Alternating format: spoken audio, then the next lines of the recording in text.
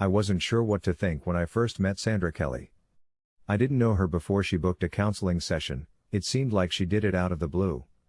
She had just contacted the office, scheduled a meeting with my assistant, and then showed up.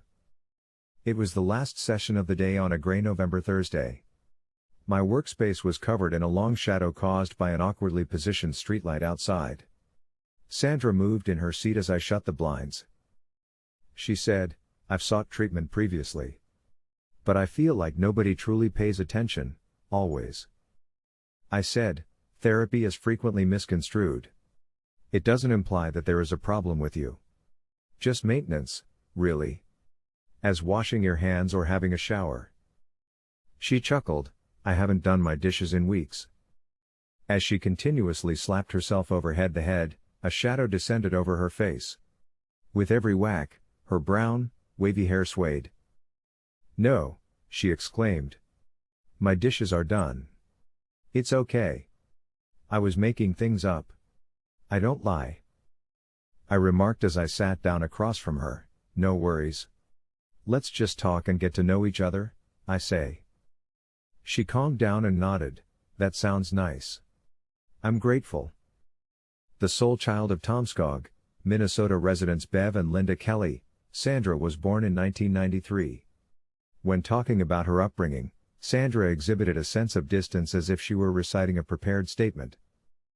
They were distant and quite strict. They occasionally didn't appear like parents at all, the woman claimed. There was no warmth, notwithstanding their times. She continued by relaying tales of how they would beat her if they believed she was lying. She once went 3 days without eating since they didn't ask her about her day at school. They claimed that withholding information amounted to lying. They occasionally made good decisions. Her room was usually well stocked with flowers and toys, and they frequently took her swimming at Frog Lake. She acknowledged that it was odd. Swimming was practically a chore. Every week, twice, rain or shine. When it was too chilly to swim, they would give her a mud bath and scrub her properly. It became customary. Right down to using it to rub my gums. It seems as though Sandra ignored it. She didn't think much of her upbringing or parents. She became more worried and frequently paused as she talked about her background to make sure she was remembering it correctly. She seemed to place a lot of importance on accuracy, perhaps as a holdover from her rigid upbringing. She added, "But I'm not here to talk about what once was. I'm here to discuss the here and now." I nodded and said, "Okay. Let's discuss it. Who are you right now?" She groaned, "I'm a liar. I've begun to tell lies." I waited for her to elaborate, but she only said that. Her huge revelation was that. I sat back in my chair and held on to my notebook. I questioned, "Does it happen often?" She shrugged, "Not really.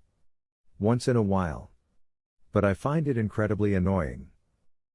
People constantly tell small lies, Sandra. They are still decent people despite it. They don't inform them the way I do." We met eyes, and I immediately recognized her sincerity. She was genuinely concerned by this. This felt to her like confessing to a murder. She said, "My falsehoods are different from others. I'm not sure how to describe it. They transform things." "Most lies work," I remarked. "They alter how we see things. They influence." "Yes," she said, "but all they do is deceive people. Lies don't alter the truth of what occurs." "Sandra, what do you mean?" She shifted in her chair uncomfortably. She inhaled deeply and sought solace by touching a curling strand of her brown hair. She said in a quiet voice while looking directly into my eyes, "Just as you closed the blinds, the streetlight outside broke." I turned to face the window again. It's odd that I hadn't realized it. My patient would have been directly exposed to that uncomfortable light, but it was now pitch black. "Very perceptive," I remarked. "I barely noticed." She explained, "That's because I lied. Even if it seems true, it's not. The moment I mentioned the light didn't function, it did so perfectly." "You turned it off, then?" I queried. "How about your lies?" "Yes. She was completely serious. I stood up and looked out the window. She was right, the light was totally out. It seemed odd that I hadn't noticed it sooner, but occasionally you can become so engrossed in routine that you miss the obvious. She appeared defeated as I reclined. She groaned, "That's the thing. Persuading people that I am telling the truth is incredibly difficult. That my lies cause things to alter." "Exactly how would that work?" I queried. "I'm not sure," Sandra said. "But when I arrived here today, I didn't have an appointment. I lied about having one, and then I did." I grinned. "That's not right. We received a call on Tuesday. We have your contact information in hand." I held up my phone to display the confirmation to her. "I can see it now." Sandra persisted, "I alter things. What I say alters circumstances. It modifies the past in order to account for my lies." "Sandra, when did this all begin?" She remarked, "I believe it has always been like way. I believe my parents were aware. They may have taught me not to lie because of this." "But you kept on lying," I remarked. "Can you recall a recent event?" Sandra added, "There have been a few accidents. I once had a friend who attended veterinary school and a friend who knew someone who worked at a bank. We hadn't spoken in a while, and when we finally reconnected, I confused them. I was absolutely certain that the guy I spoke to had attended veterinary school. However, they didn't? No. I'm sure they had a job at a bank. They both attended veterinary school now, though. They were unable to." I declared, "Memory is a delicate thing. Which is more likely, that you remembered incorrectly or that your misunderstanding altered what previously occurred?" "I am aware of your desired response, yet the evidence is overwhelming."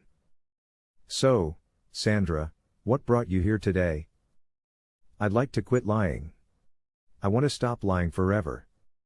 A sigh of relief escaped her lips. While taking notes on my notepad, I nodded. "What's holding you back?" I queried. "What prevents you from being really truthful?" "Honestly? It is addictive," she declared. "It's difficult to stop once you get going." "How so?" "I don't believe you comprehend. The opportunities are endless. What would stop you from simply snapping your fingers all day if you could win the lotto by doing so?" "I guess I'm sticking out like a sore thumb." "That's how it seems to me," she remarked. "It sticks out in my mind like a sore thumb. Every falsehood I say merely detracts from something." I remarked, "Life is full of tiny annoyances." "I don't believe you should penalize yourself for coping mechanisms," she said. "It's not just coping, and it's not just putting myself through hell. It simply occurs, much like overusing a muscle. It hurts. It aches." "Is that the reason you struck your head against the side when we first started talking?" She nodded, "Yeah. It deters attention from internal suffering." "Well, Sandra, part of what you're saying is simply not conceivable. The past cannot be changed. Given the way you were taught, I can understand why you would want to, but it is simply impossible." Sandra held up her hand and said, "I'm going to stop you right there. Describe an activity you carried out this morning." "Okay, I donned some brand new white socks." "So why are you wearing no socks?" I felt foolish as soon as I uttered it. I didn't have a spare pair of shoes because I had walked in a water puddle on the way to work. My soaked socks were still dangling from the radiator in the restroom. I grinned. "You didn't let me finish." "I do have them, but not just now," said the speaker. "No, see? It evolves. You simply have to adjust to it as it evolves." She slammed her head against the wall and clenched her eyes shut. Sweat beads trickled down her forehead. "Sandra, consider it from my perspective. Which is more likely, that you observed my lack of socks and made use of the information, or that you have the power to alter the fundamental fabric of events?" I recognize the sound. But that is what takes place. The only sensation I have is a crackle in the back of my head as long as it is only minor stuff. However, it feels like I'm being torn apart as soon as I start saying major lies. Do you mean anything we can't overlook with massive lies? Do you have any illustrations?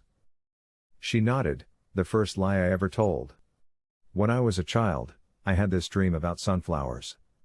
They were all over the place, swaying in the breeze. I drew these on a piece of paper when I arrived at school. Since the yellow crayon was gone, I colored them blue instead. That sounds wonderful. Up until I arrived home, it was. There was a vast field of blue sunflowers in our backyard. Of course, my parents pretended as though it had always been there. But it wasn't, she said. Mom had a garden there, so no. Her crop was tomato. She insisted they were store-bought despite the fact that we still had some in the fridge. So they never discovered you were lying, right? At first, no, but I felt so awful I confessed. I went 3 days without eating after that. They said I hadn't informed them of the drawing fast enough. Well, Sandra, I doubt you will be able to persuade me that this is true. But it doesn't matter. What matters most is that it is true for you. There are ways to stop lying if you want to. But I want to identify the source of the issue and find out how it started. I'm disappointed that you don't take my word for it. Sandra, I'm sorry to say this, but what you're saying is just not conceivable. It really worries me. We exchanged glances. Sandra and I both remained stationary. When your pen ran out of ink, why have you been pretending to write all this time? I grinned. It's only to relax the patient. Like a physician using a stethoscope. Although expected, it is not always feasible. Listen to Sandra is all that has been written over the past 40 pages. Of course it is, I said, grinning. I practice my cursive like that. And you don't think this is weird in any way? Not a thing? While coincidences do occur, everything you've mentioned is something I can definitely recall. A reality that has been presented cannot surprise me. However, that's simply yuck. A single drop of blood dribbled from Sandra's nose, and she wiped it. She declined the handkerchief I handed her. She was obviously affected by this. She stated, I've spoken to 8 other people about this. No matter what, people continue to reject me. Regardless of the ridiculous evidence I offer, all they do is rationalize it and label me insane. Sandra, I don't believe you are. I believe you've experienced trauma. It's not a trauma, damn it. Sandra got to her feet and started pacing. She was becoming upset. I delicately placed my hand on her shoulder as I got to my feet next to her. Can I get anything for you? Tea or coffee? She questioned. You're married, right? Do you cherish your wife? Sure, that. With my entire heart. Do you, however? Are you really, truly in love with her? Undoubtedly. Sandra's head shook. Can you already feel the joy she brings into your life? Indeed, but what? Why, therefore, are you thinking about divorcing her? My chest felt as though a knife had been twisted. Although it seemed so strange at the moment, I had undoubtedly been thinking about it for some time. I couldn't immediately come up with a rationale, and the way that made me feel was simply horrible. Over the years, Millie and I had our ups and downs, but we always grew stronger as a result. Yes, we had a difficult time the previous several weeks, but... Sandra remarked, you said you loved her. You claimed to be a contented spouse. Later, something altered. Not much has changed, though. I looked at my head. I had an odd feeling that something had turned my entire world upside down. Sandra's eyes forced 2 tiny red tears out of the blood they contained. You must trust me, Sandra said. Please trust me. I'm attempting, but... Sandra hissed, fine, let's go. Fuck it, let's go. She shoved me into my chair while putting on her jacket. I thought about requesting security when she started acting threatening. She then sat down across from me as soon as I took a seat. She grabbed my hand and wouldn't let go. Do you recall stabbing your wife last night? She questioned. Exactly how did she know? My mind began to rush, and I opened my mouth wide like a fucking trout. There had been no other visitors. It had been a mistake or an accident.